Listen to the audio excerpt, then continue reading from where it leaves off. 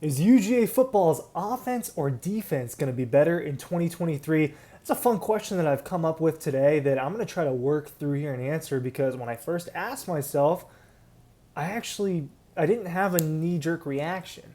And that was a little puzzling to me that I didn't just have this immediate reaction. And I think it's because there are some unknowns on each side that are going to maybe make people hesitant to say one or the other. There are some unknowns on offense that make me hesitant to say that Georgia's offense will be better than Georgia's defense. And there are a couple things about Georgia's defense that make me hesitant to say that it's better than Georgia's offense. Either way, both of these units are going to be good. I would be surprised if Georgia doesn't have both one of the best offenses and one of the best defenses in college football.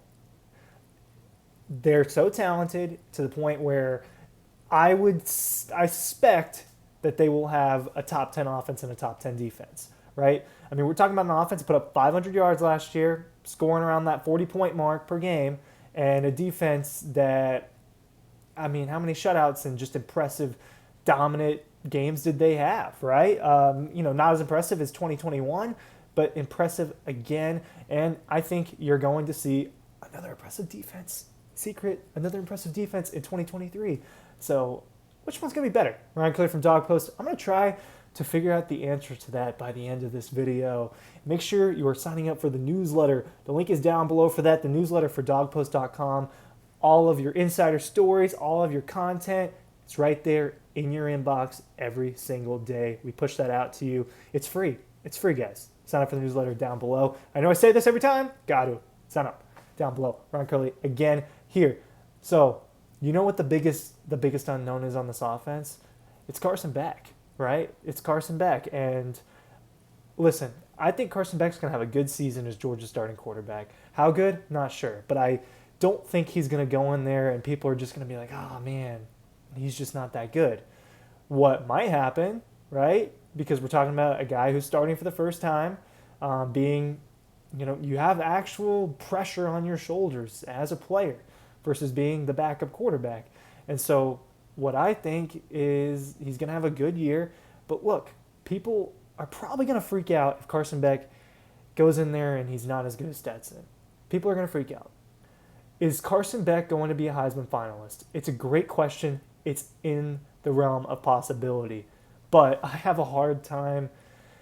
Players that I've never seen start, I have a hard time, I guess. But I know Carson Beck. I've seen Carson Beck play in practice. I've seen Carson Beck play at G-Day, obviously, and I think he's going to be a good quarterback.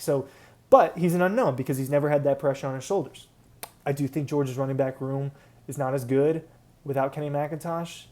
Look, I'm not hating. It is what it is. I just don't think they're as good without Kenny McIntosh. I think that room's good, right?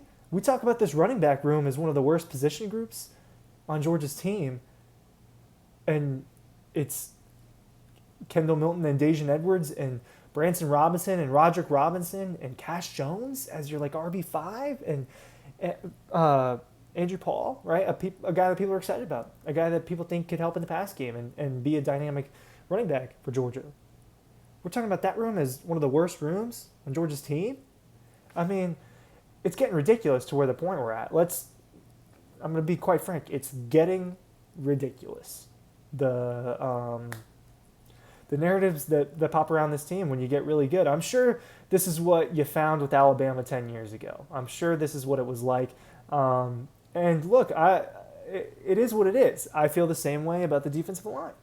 Without Jalen Carter, and we don't know what they add in the freshman quite yet. What is the defensive line without Jalen Carter? Well, you can go back and watch them without Jalen Carter, and they did well. But he was a game wrecker, and he could change a game. He changed multiple games. So him missing matters to me. All right, the player that I thought was the best player in the 2023 NFL Draft, not being on your team, matters to me, even if Georgia's defensive line is really good. And it's the same sentiment. It's the same sentiment. Oh, and Nazir Stackhouse, Michael Williams. I'm worried about this line. People are starting to get worried about position groups that are just really good. And that's what happens when you get to an elite level and across the board the team is really good. But which side of the ball is going to be better? I think the wide receiver room is good. I am going to lean lean towards the defense. Slightly. I'm going to lean towards the defense, right? At the 5-minute mark is when I kind of came to that decision in this video. Here's why. It really does come down to that. Don't misconstrue what I'm saying here. I think Carson Beck's going to be really good. But because we don't actually know, I'm going to point towards the defense. Because I'm excited about the secondary. I'm excited to watch. A secondary with Malachi Starks and Javon Bullard. Come on, they're going to be good again. Losing Christopher Smith hurts. It does. Point blank. That's what it does. It hurts as a leader. Losing Nolan Smith hurts as a leader. But the defense, it's freaky. It won't be quite as young. There's going to be a lot of young guys, but there are also a lot of old guys. And guess what? There are a lot of back-to-back champions on this defense. So I feel less concerned about the defense because the infrastructure is in place there. Glenn Schumann's been in place. I didn't even mention the fact that it is now Mike Bobo and not Todd Monken. Now, I don't think things are really going to change that much, if I'm being quite honest, as far as play calling goes. It'll always depend on personnel and the strengths of the team and what's going to happen, right? But a transition can come with growing pains. They can come with growing pains. We could walk out there in Sanford Stadium on September 2nd, and what we might watch is Georgia have a hard time to score, or I almost can't get through that. I don't think Georgia's going to have Ballard of a time in the first couple weeks. I just don't. All right, their first test to me is at South Carolina, and we're going to learn a lot about Carson Beck. We're going to learn a lot about the Georgia Bulldogs against South Carolina. We're going to learn more and more about them every single game, but I need to see it with the offense a little bit. And I know that's a cop-out answer, but I know more about what we're getting from this defense, I think. Because guess what? The defensive, they've got multiple position units that you could argue are the best in the country. You can make an argument for Georgia's secondary. I don't know that I would make that argument, but you can. And Georgia's linebacker room, I think, is unequivocally the best linebacker room in the country.